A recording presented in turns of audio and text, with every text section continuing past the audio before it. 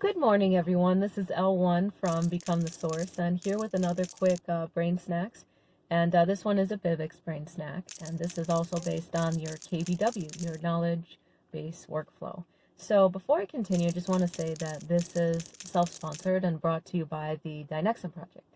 And you can go ahead and message us to find out what that means later on. But yes, self-sponsored, sponsored by us. So the question that's been asked is, scheduling. The Novi actually covered a little bit about scheduling in the KBW video series, but I want to address two things. Scheduling availability. There's actually, I would say, two basic things you need to know, or skills or secrets. One trick or secret is an attitude, and then organization. So what do I mean by attitude? When you're scheduling, obviously you want to have an attitude of urgency. You do want to make this sound like this is important and that you're actually doing something positive. So you want to have that attitude. You want to convey that attitude.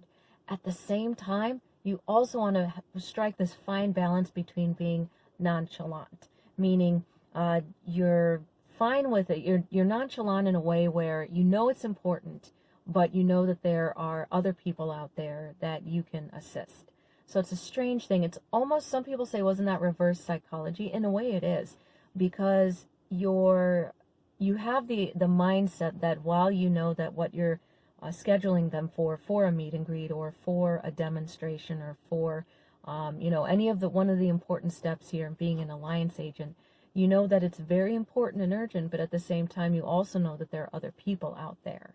This, in a way, almost this fine balance between urgency and nonchalant creates an impression to your client that there's plenty of people out there, or that you're almost already successful if you aren't already. So you're creating the impression that you're already successful. You're creating the impression that, if that person won't schedule with you, there's plenty others out there, and you're creating an impression that you're very confident. So confident enough not to feel like that one client is going to define your business or make or break your business. So, attitude of fine balance of nonchalant and urgency. Next trick is organization. A lot of people, even when they're not used to scheduling, or even when they're not used to talking to clients, and even when they feel that they're not too far along enough in their business to get that confidence, knowing your tools, knowing what tools to use, knowing when you're available, and speaking to people when about their availability is actually creating some kind of confidence. So I would say being organized, using your tools, so maybe like Google Calendar, maybe Setmore, knowing ahead of time what days are available for you, and also being able to coordinate that with what days are available for the client helps build confidence. Also, it also helps avoid that trap that we sometimes might fall into of over-promising and under-delivering. Now, what do I mean by that? A lot of people make the mistake is when they hear that a client is available, they immediately just say, "Oh, my entire calendar is open. When are you available? Any day works for me. What about you?"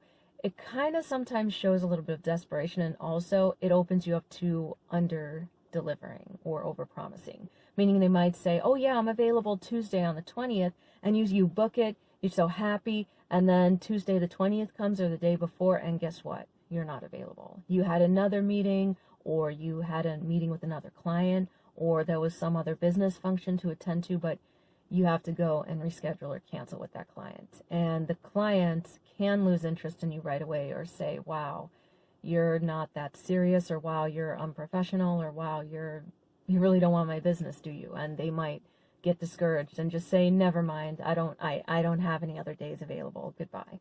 So you want to in order to avoid that, you do want to make sure that you are organized, and you do want to make sure that you have your tools set up ahead of time so you don't overpromise and underdeliver. So, two secrets right there: the attitude of a fine balance of being nonchalant and urgent, which creates the impression that you're already successful and that you're confident, and that you know that there's plenty of other people out there that you can assist.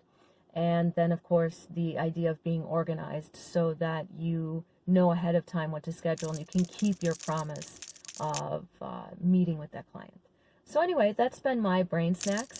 business brain snacks. I hope you guys enjoyed that. And this is Elle-1, and I'll see you guys in the next video.